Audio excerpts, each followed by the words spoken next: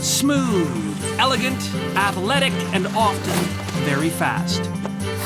I feel sort of like I'm in an action movie, Jade. It's wicked.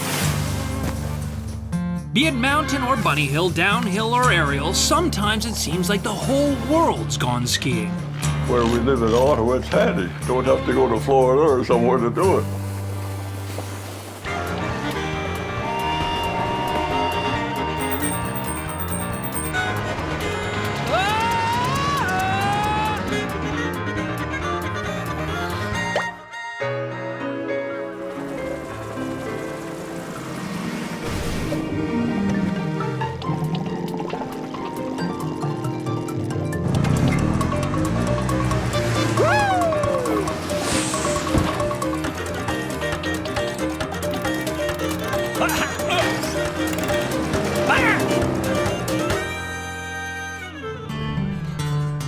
Ah, winter. You can either curse it or love it. Praise the snow. Savor the snow.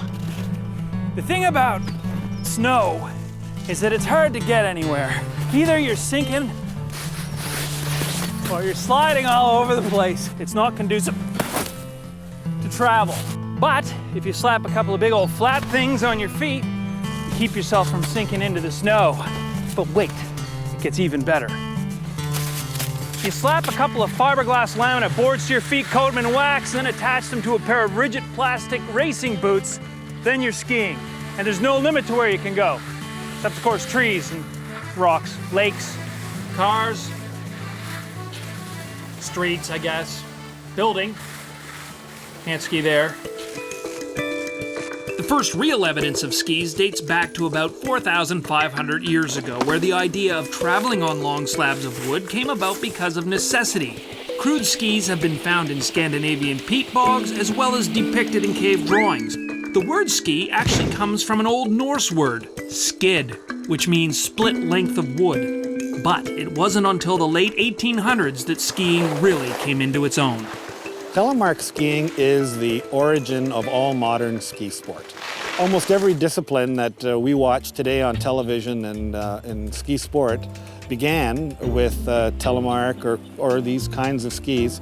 The binding was affixed through a little cutaway in the middle of the ski, and you either put a rope through there or leather or some kind of a strap.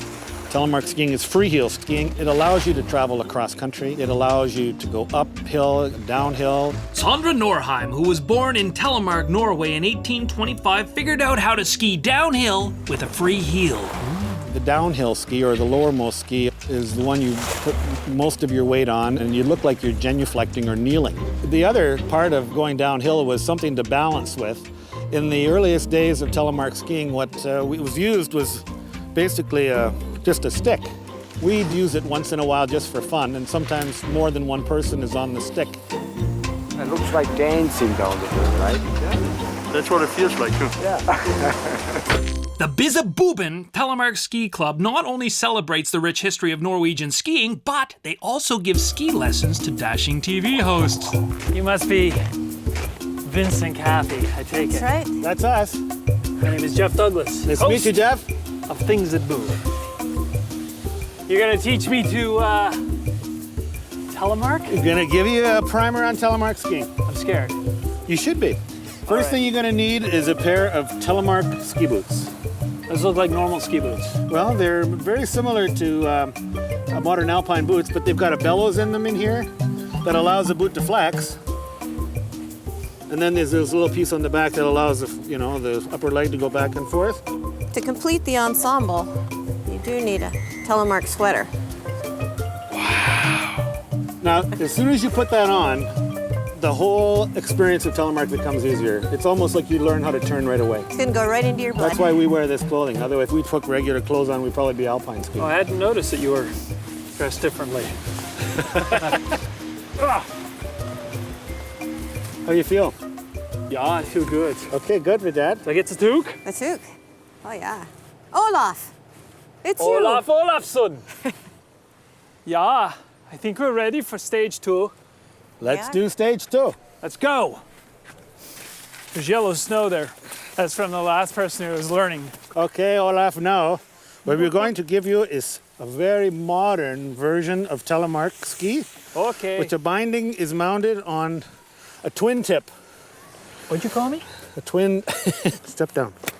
One. As advanced as telemark has been, still got this dang safety strap to deal with.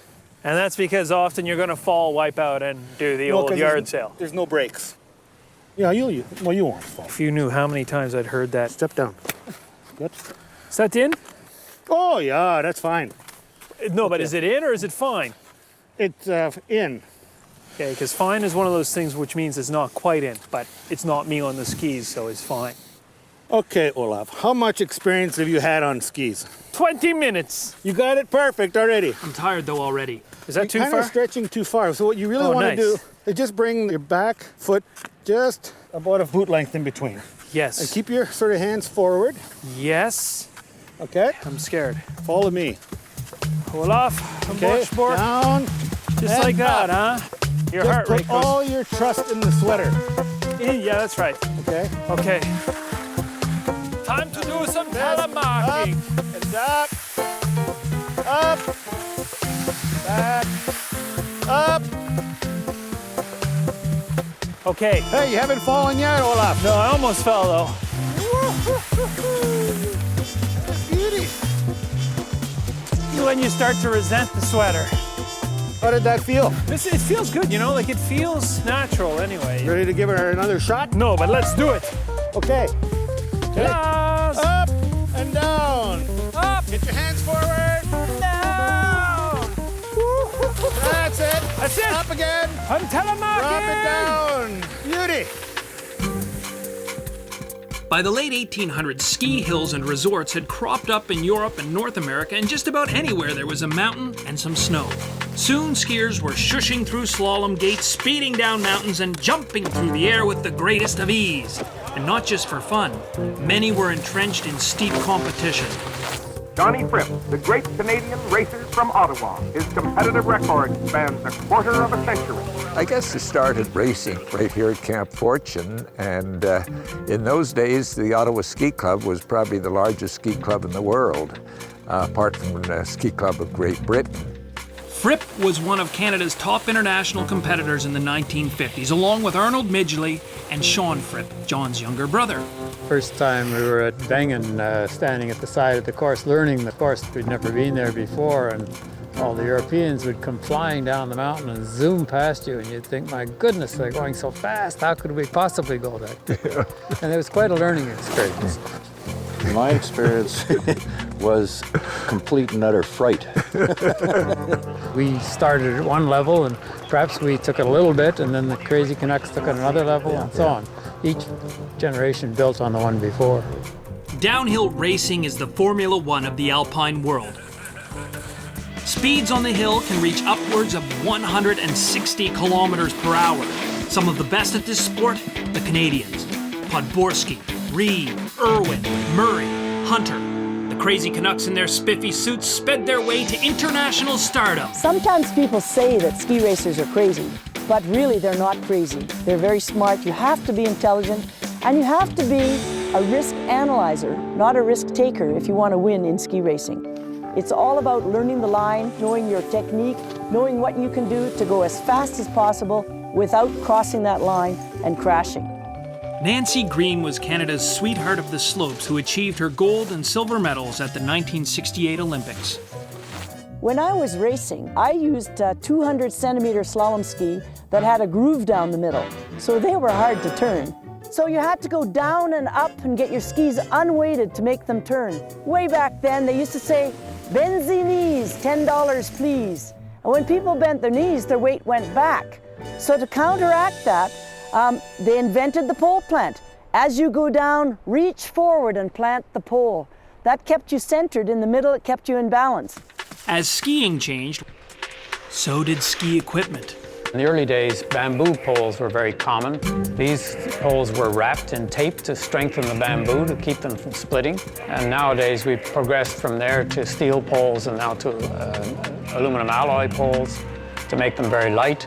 Similarly, over the years, we've had many changes. This is an old ski mitt that was used when we had rope tows as the principal means of going up the hill, and there are metal studs embedded in the palm.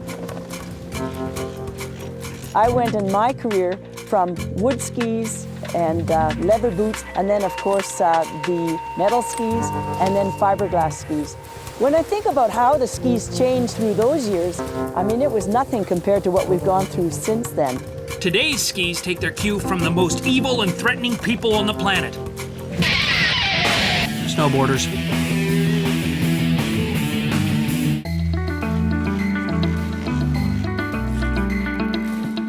Going back many years ago when the snowboarding really started to get big, skiing hadn't changed, it hadn't evolved, and a lot of people started switching over to snowboarding because it was something different to do. New.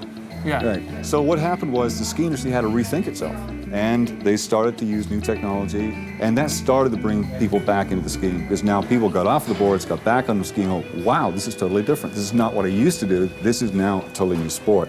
What the snowboard had over a conventional ski was its ability to turn easily, or as we would say on the East Coast, to carve, buddy. Skiing manufacturers began to experiment with the same hourglass shape as the snowboard by carving out the sides. Because of this new shape, referred to as parabolic, when you tip the ski on its edge, it immediately starts turning because the shape of the ski already has the ski going in that direction. So now, instead of going down and up to start the turn, you merely shift your weight from one foot onto the ball of the other foot just behind the big toe. There's a real sweet spot there, and the ski does the turn itself. Now, what is happening with these new skis? Are people picking it up or faster than? A lot faster. Yeah? Yeah, the learning curve now, because of the new skis and the side cuts and such, you can take a beginner skier, put them on the hill now, and after a couple of hours, they can get a turn. They can actually get a physical carved turn now. Right, right. Twin-tipped skis really close the gap between snowboarders and skiers. The two now meet in terrain parks where they do all the same tricks. With the twin tip and the twin tail, and the same with the snowboard with the twin tip and a twin tail. They're meant to go in both directions. The flexibility of them is a lot more, so they're meant for more just a freestyle for jumps and tricks. It's just an extra piece of edge to give the ski more stability and more strength, where you'll be sliding across a steel rail, which is more the urban style of skiing. I wouldn't say it's a rivalry. I think it's just new that skiing's coming into the terrain parks. That's been known as a snowboard area, but now skiing's been in there for a couple years, so it's really, they've come together and they're all getting along. That's power.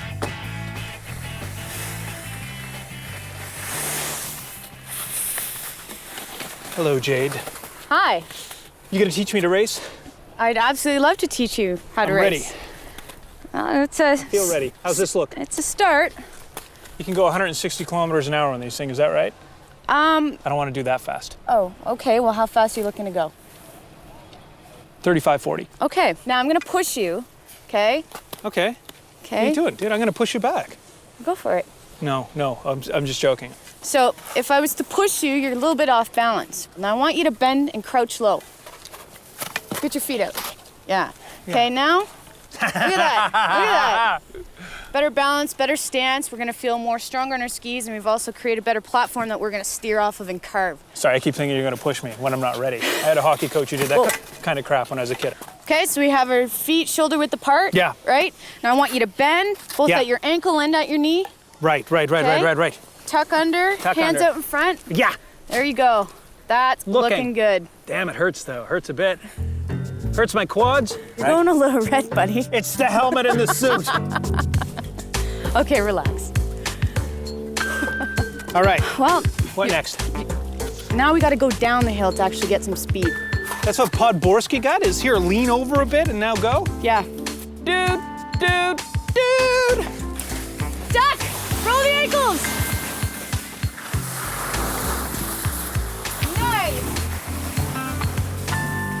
It's all about the mental game, Jeff. You got to be physically prepared and mentally prepared. Break it down, man. You got to win in your head first. Yeah, Is that what you're you telling got to me? be in the zone.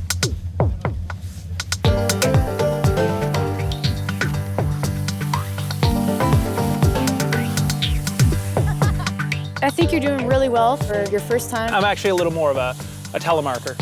Oh, Really. Okay, so what other drill? Okay, I'm gonna take your poles away from you. What I want you to do is take this hand, Yeah. okay? Touch your boot as you're finishing off your turn. The downhill ski?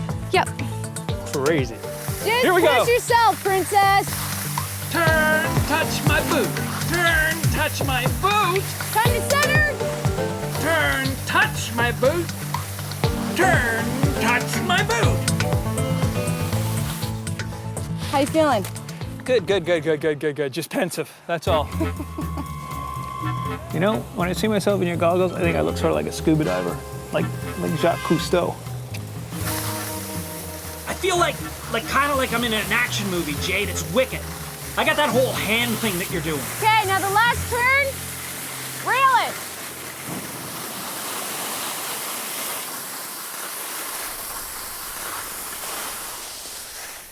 I've gotten more ski instruction today than in my entire life. And how do you feel? I feel like a new man. I feel like I could go take on the world. I feel like a World Cup skier. Think World Cup? Training. National? Provincial? Good enough to get my poles back? Yes. Consider this like your gold medal for your efforts. Wicked, thanks. Okay, here we go. Hands out in front.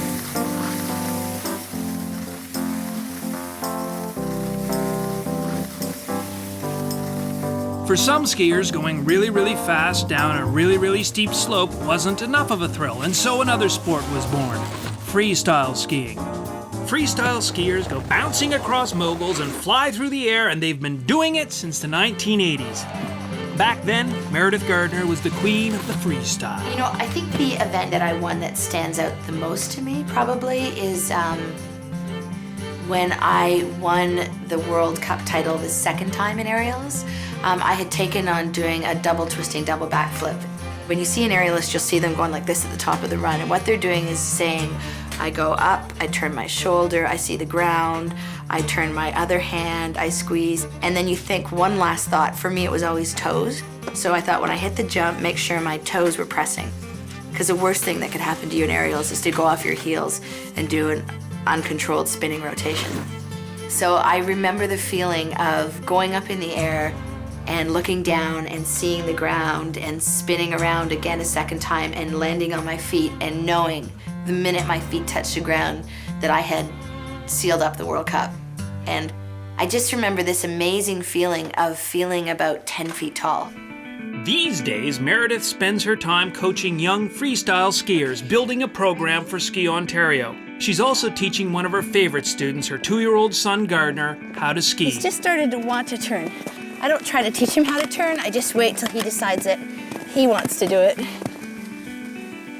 My child will never go upside down on skis, I hope.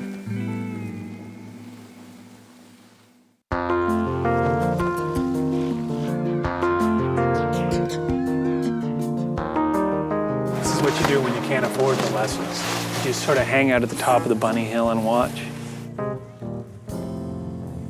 We're on our way to uncover one of the greatest mysteries known to skiers.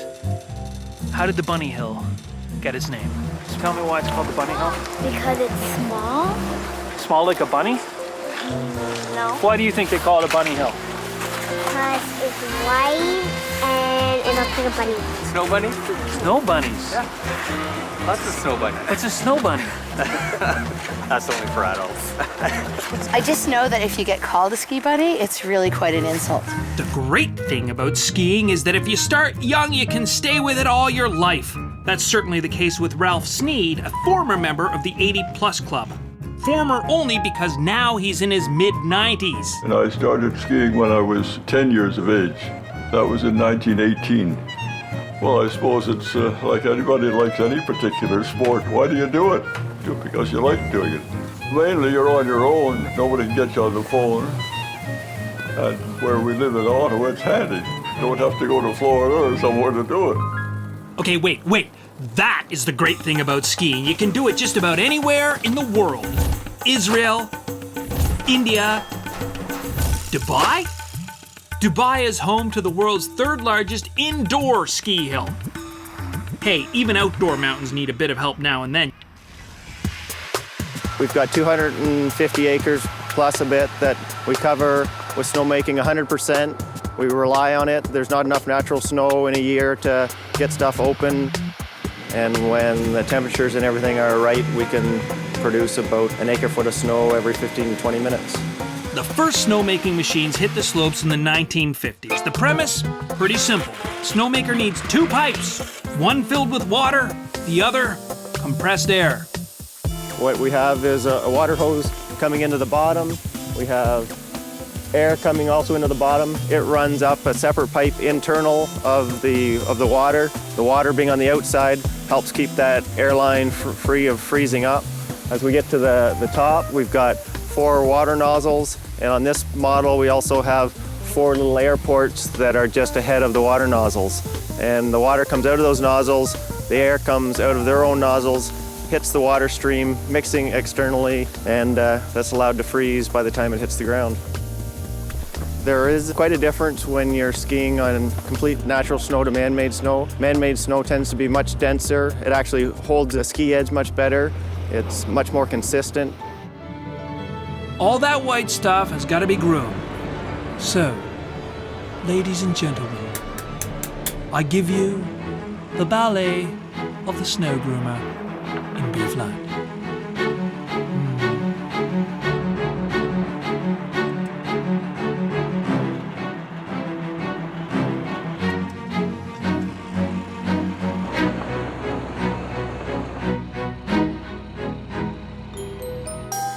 You know, there's a magic time between skiing and sleeping. I like to call it a praise ski. For some, a praise ski is even more important than, well, skiing. You know, ow.